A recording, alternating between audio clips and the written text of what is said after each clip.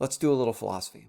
Today we're going to borrow a concept from ethical theory and use some critical thinking to apply it to the Israeli-Palestinian conflict. I'm covering this topic because I was asked. As is often the case, I was probably too involved in a discussion in the comments section of a video, and I asked a viewer if there was any topic they might be interested in. And they asked for a video regarding any thoughts I might have regarding the Israeli-Palestinian conflict. Their request was at least partially motivated by a frustration of seeing supporters and defenders of the Palestinian people failing to recognize or acknowledge the wrongs of terrorist and criminal attacks like those that took place on October 7th just outside of Gaza. So in the following, I'm going to show how and why it's a mistake to minimize or efface or ignore the wrongs done to the Israeli people, just as it is to ignore or minimize or efface the wrongs done to the Palestinian people. And at the end, I'll show how and why I think it's unbelievably unlikely to achieve even the uneasiest of peace in and around Israel, Gaza, or a Palestinian state, as long as people continue to make this mistake. And to do that, we will borrow from a couple of the greatest political and ethical minds of our time. To begin with, Bill Burr.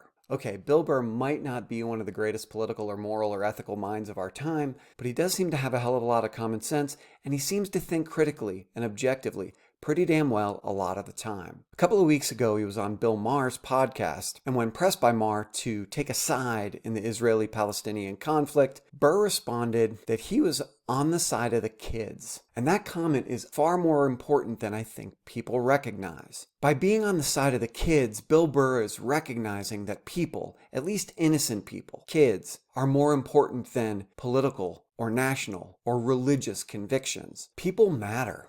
They are central to any ethical theory ever. Lives of beings like us who have thoughts, feelings, desires, wants, needs, projects they want to pursue, meaningful caring relationships. They matter. Their pain, their suffering, their joys, their pleasures, the rewards in their life, their goals, their satisfactions, they all matter. And we know that they matter because ours matter. Whether one comes to recognize this through empathy or a rational principle or an understanding of the importance of happiness and pleasure or pain and suffering, people matter. It's just a fact about the world. So when people are being harmed and we ignore it, we're ignoring something important in a moral discussion. So the same way one can't ignore the wrongs done to Palestinian and Arab people, that many of them are living in communities surrounded by fences, imprisoned, segregated, subjected to random arrest, search, seizure, marginalized, minimized, their movements controlled, their access to resources controlled, how and where they go, who they talk to, what they do, how they worship, all controlled. Missile strikes, their homes and the people they love, killed for things they didn't do. In the name of some sort of retributive justice, there is no remotely rational theory of retribution that will say that missile strikes that kill tens of thousands of innocent people are justified.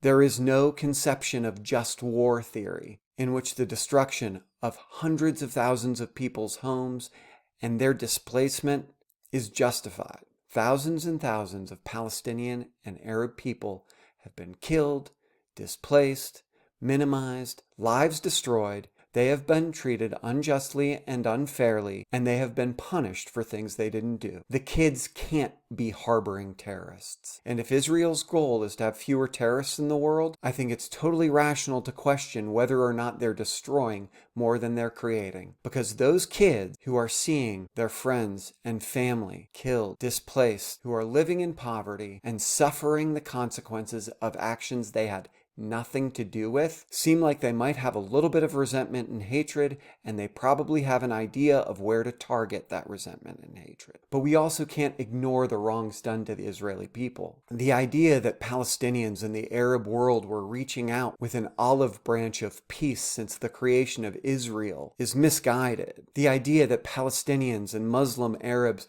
are peacefully praying while being attacked is misguided. The terrorist attacks of October 7th were horrendous, and the biggest single terrorist attack against Israeli Jews in, well, forever. But it's not the only one. Terrorism and criminal acts against the Israeli people, innocent Israeli people, happen. They are real. There were real children on October 7th whose hands were bound and were tied up with their siblings and listened to the murder and torture and assault of their friends, family members, relatives, and then many of them were killed. That's a fact, and that is wholly unjustified. There is no rational theory of political action or ethics that is going to justify the murder, torture, kidnap of children. It's not just morally wrong, it's never really been terribly effective. It doesn't end in peace. It ends in more violence. So, if you're pro-Israel, there's really good reason for that. If you're going to ignore the wrongs done to the Palestinian people, there is no good reason for that.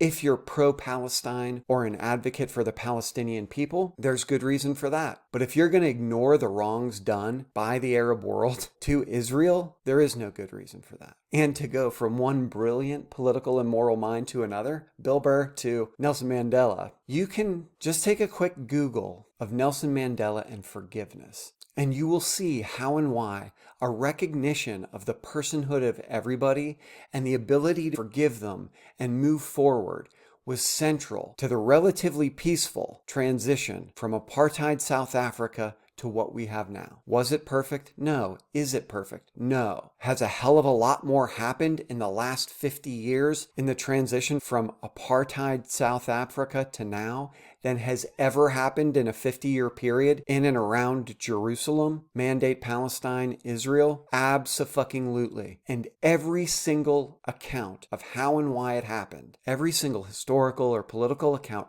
recognizes the importance of Mandela's leadership. And what was most important, and what was important to him, was forgiveness. Recognizing the value of all people and realizing that the only way to move forward was to find a way to treat all people with dignity and respect, and the only way he thought people could do that was to forgive. We must strive to be moved by a generosity of spirit that will enable us to outgrow the hatred and conflicts of the past. I don't know that any of that can happen without the recognition of the personhood and moral value and moral worth of all of the people involved. I hope that gives people something to think about. If you have questions, comments, concerns, any thoughts, I'd love to hear about them. Other people would love to hear about them in the comments. Let's agree and or disagree. Opposing views are always welcome. As long as you're treating everybody with dignity and respect, thank you for the time. Bye.